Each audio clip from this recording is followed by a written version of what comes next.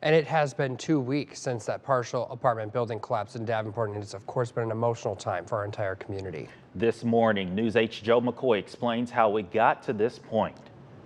2 weeks ago, I was on the scene as residents watched all of their belongings come crumbling down in seconds. Sadness and disbelief filled their eyes as they tried to process what they would do next. This is from G4. We've got a building collapse. On Sunday, May 28th, just before 5 p.m., a section of the Davenport apartment building was wiped away. Emergency crews arrived on scene, conducted what they said was an extensive search, and believed no one remained inside. Less than 24 hours after the building collapsed, the city of Davenport released an email saying, quote, "Demolition is expected to commence in the morning." Find them first! Find them first! This caused outrage amongst residents who said they had loved ones still unaccounted for. And before the morning sun rose, 52-year-old Lisa Brooks emerged from her fourth-floor window, raising questions on how search crews missed her. On Wednesday, May 31st, the city released nearly 100 documents, some including pictures on the building's condition before it collapsed. One report, done by Select Structural, an engineering firm hired by the building's owner Andrew Wold, said, quote, "There are several large patches of clay brick facade which are separating from the substrate. These large patches appear ready to fall imminently."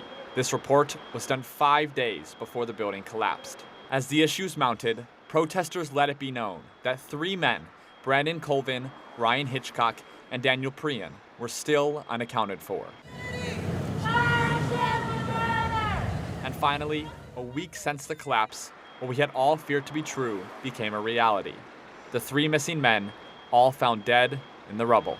Lawsuits are now mounting against the city of Davenport and Andrew Wold.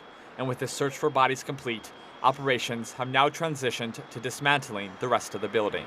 Some questions still remain, plus many others. One is, why was the city so quick to state the building was clear and demolition was going to begin?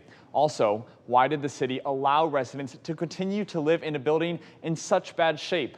The city knew of the building's condition, so why did they wait for the building to collapse to deem it unlivable? And finally, did Wold have any relationship, besides a business one, to the workers he was hiring? Wold hired his own engineering firm to determine if the building was safe to live in.